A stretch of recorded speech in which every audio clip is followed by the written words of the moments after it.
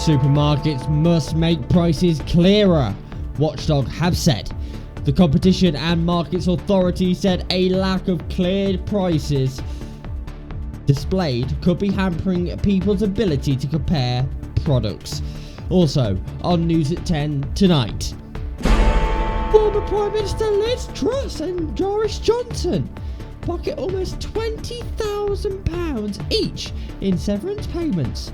Among those given severance payments, according to the latest Treasury accounts, was Liz Truss's sacked councillor Kwasi Kwarteng. Extreme heat having extreme consequences in Death Valley and across the US. A man has died in Death Valley this week, with the cause of death suspected to be extreme heat, with record temperatures sweeping the US. And the Northern Lights, how and where to see the colourful aurora above the UK. Stargazers in parts of the UK may have a chance to spot the Northern Lights on Thursday night as a cannibal solar storm hits Earth.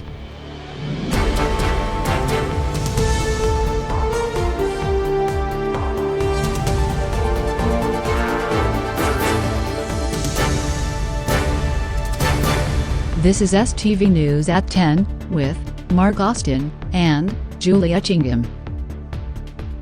Good evening, supermarkets who are not displaying prices as clearly as they should, the Consumer Watchdog has said.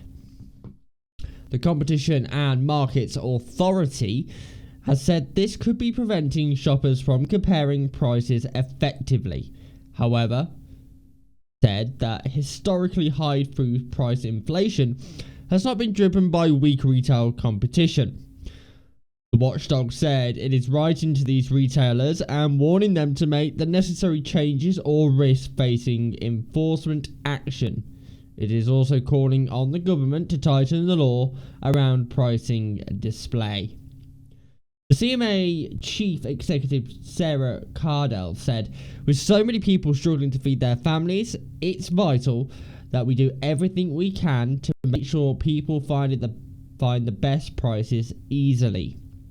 We found that not all retailers are displaying prices as clearly as they should, which could be hampering people's ability to compare product prices. We are writing to these retailers and warning them to make the necessary changes or risk facing enforcement action. The law itself needs to be tightened here, so we are also calling on the government to bring in reforms." Ms. Cardell continues, "We've also looked at how the competition is working across the grocery retail market more widely. The overall evidence suggests a better picture than in the fuel market, with stronger price competition between all of the supermarkets and discounters. In the next phase of our work, we will examine competition and prices across the supply chain for the product categories we have identified. We'll also continue to monitor the situation to ensure that competition remains effective as input costs start to fall." Chancellor Jeremy Hunt said the cost of the weekly shop is a worry for millions of people. It's reassuring that the competition between supermarkets is working, but the CMA has my backing to look further into the prices rises for 10 everyday essentials. It remains the case that the best way to help ease the pressure on families is to get inflation right down. Figures this week show our plan is working and we need to stay the course, halving inflation this year and returning it to 2% next. The CMA announced in May that it was investigating whether any failure in competition was leaving consumers paying higher grocery and fuel prices than they should be. It has already reported back that motorists paid nearly £1 billion more for fuel at supermarkets last year due to increased margins. However, the CMA found operating profits in the retail grocery sector fell by 41.5% in 2022 to 2023 compared to the previous year, while average operating margins fell from 3.2% to 1.8%.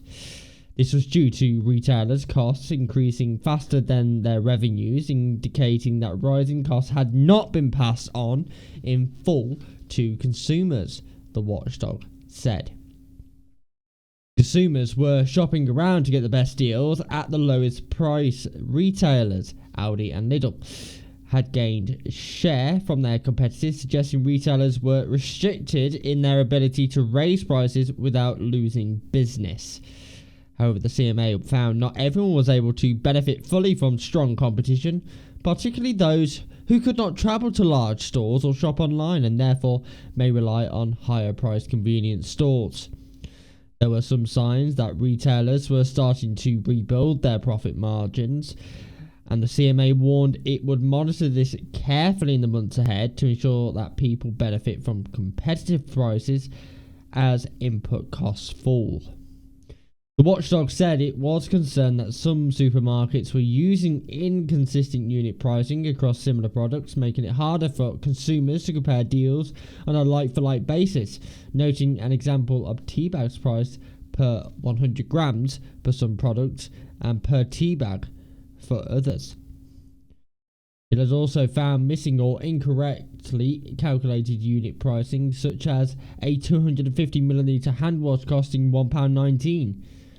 but unit priced at £476 per 100mm, as well as pricing information not available online until items were selected. Other labels were too small or obscured by promotional information or shop fittings, and some retailers were not displaying unit prices for products on promotion. The CMA said it will publish findings of consumer research into the use of unit pricing in the autumn. Sue Davies, head of food policy at Which had repeatedly exposed inconsistent and confusing supermarket pricing, which could make it difficult for shoppers to easily work out which products are. So it's positive to see the CMA calling for immediate action from the supermarkets on this issue. The supermarkets must finally do the right thing by their customers and urgently act on the areas highlighted by the regulator. This includes the need to put unit pricing on promotions such as on loyalty card offers and multi-buys, and make unit pricing clearer and more consistent. Government must act swiftly on its promise to update pricing rules and close the loopholes that are allowing supermarkets to unnecessarily confuse shoppers, and the regulator must be ready to take enforcement action if the supermarkets don't act too quickly to improve their pricing practices. Former Prime Minister Liz Truss and Boris Johnson have pocketed almost £20,000 each in surveillance payments. Liz Truss and her SAT Chancellor Kwasi Kwarteng received a combined total of almost £40,000 in surveillance payments when they were forced out of office last year. And to dive more into this, our political editor Robert Peston joins us now. Robert, British people aren't going to be happy about this. No, absolutely not, Julie. Liz Truss and her SAT Councillor, as you said, received almost £40,000 between them. Truss, who served in number 10 for just 49 days, was given £18,660 of taxpayers' cash after the economic turmoil of her ill-fated mini-budget. Kwasi Kwarteng, who was sacked by Ms Truss in the effort to save her premiership, was given £16,876, according to the Treasury's annual accounts published on Thursday. The papers also revealed that Boris Johnson, a now disgraced predecessor of Ms Truss, pocketed the same amount as her in surveillance payments from the Treasury. Among those to receive the payments are Chris Pincher, who resigned as Deputy Chief Whip in June last year over allegations he groped two men at an exclusive members club in London. The Common Standards Committee recommended earlier this month he be suspended by the House for 8 weeks after upholding the allegations and finding he had damaged of the Commons. Mr. Pincher received a surveillance payment of £7,920 after stepping down. The Treasury accounts showed the extent of the surveillance payments made to ministers in the wake of last year's mass resignations. Rishi Sunak, who resigned as Chancellor under Boris Johnson, also received £16,876. So the British public definitely not going to be happy. Okay, Robert Peston, thank you. And still to come on the STV News at 10. The Northern Lights, how and where to see colourful aurora above the UK. We'll have that story more after this short break. Don't go away.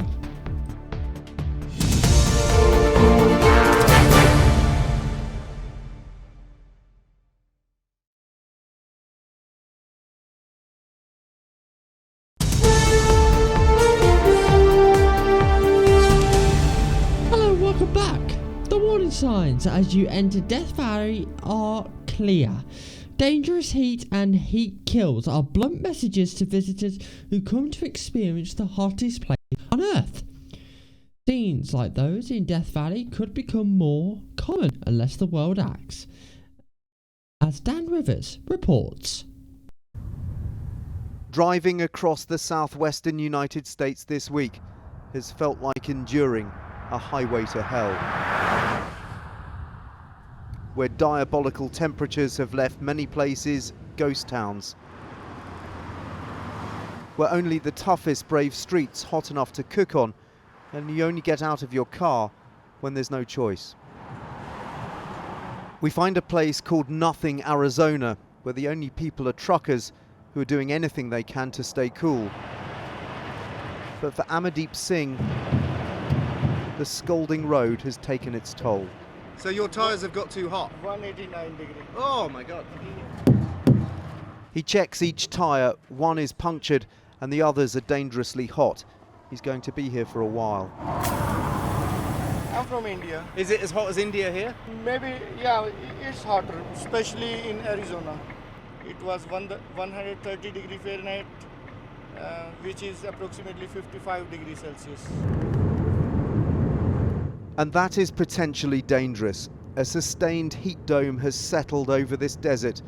There's only the faintest breeze and little hope of the seasonal rains, which just about sustain life here. At Lake Mead, the bath ring of previous high water levels looks impossible to ever regain. This is a critical supply for 40 million people. It also powers the Hoover Dam. It's monitored closely by scientists, who are worried by what it's telling them. America's largest reservoir has become a barometer of extreme weather. Last year, water levels were at historic lows. Now they're being replenished after astonishing amounts of snow and rain over the winter. Experts say these wild gyrations are a warning from nature that the climate is in profound crisis. Scott Black and family have found the only place under 40 degrees is in the lake itself. As a member of the local water authority, he knows how crucial this resource is and what pressure it's under. We're saving a lot of water on strategic conservation measures so we can keep more water in the lake. We're in a 20-year drought. They're really saying this is the way it's going to be. It's called the aridification of the area. It's not going away, so we need to adapt. As we cross into California, the temperature rises. We're descending into the hottest place on the planet during the hottest time on Earth. Death Valley has lived up to its name this week, killing a tourist who failed to heed the warnings. Death Valley is definitely getting hotter, so we've had 14 of the 15 hottest summers in Death Valley have been just in the last 20 years, so it's getting much hotter. This week we got to 53 degrees Celsius, which is by anyone's measure an extremely hot temperature. Yes. Tourists have flocked here for the photo opportunity. But these Spanish visitors have left similar record-breaking temperatures at home and are worried. These extreme temperatures, I think, are due to what we are doing. 10,000 years ago, Death Valley was a lake brimming with life. Its demise might be a glimpse of the fate of the entire planet. Change wrought not across millennia, but within our lifetime, if we don't act. Dan Rivers, ITV News, Death Valley. In other news, NatWest apologises over cuts closing Nigel Farage's bank account. NatWest Bank's bosses apologised to Nigel Farage after his private Coutts account was shut down, telling the ex-UKIP leader that it is absolutely not our policy to exit a customer on the basis of legally held political and personal views. A winning ticket has been sold for the Powerball jackpot worth an estimated $1.8 billion, the sixth largest in the US history. The lucky winner now has to decide between receiving the money over a yearly installment or a one-off lump sum of $558 million before tax. And Ronan Keating performs musical tribute at brother Kieran's funeral mass in Comeo. The former Boyzone star sang "This Is Your Song" towards the end of the service. The lyrics included "You Were Our Friend," "Walk With You Till the End," and "One Day We'll All Sing Along," because this is your song.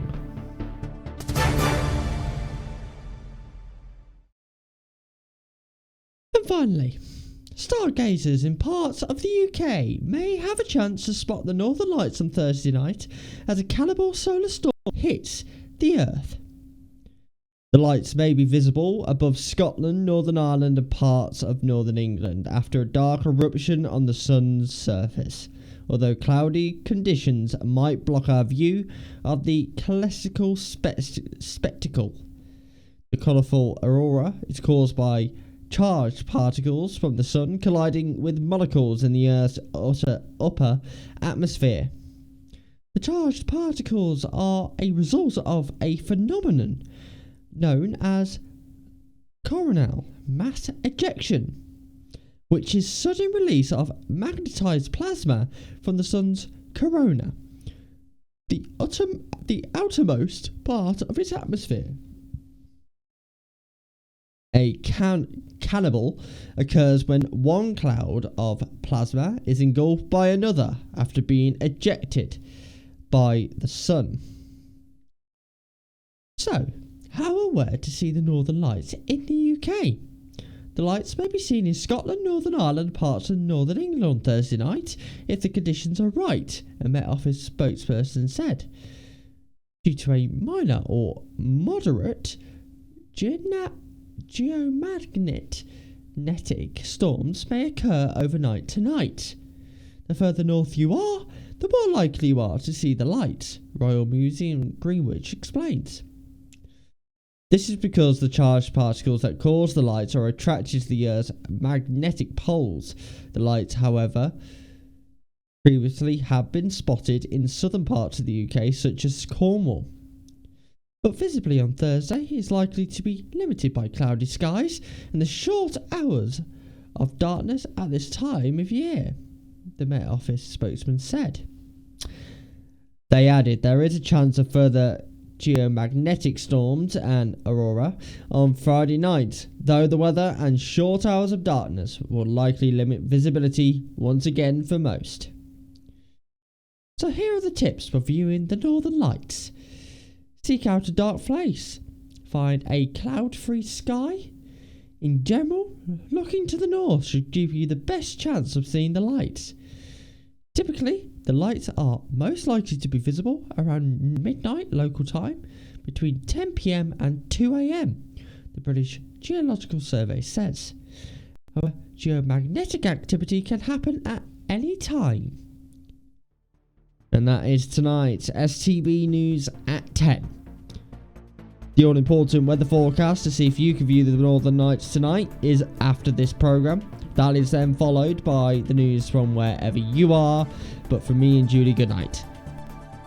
And thank you for watching.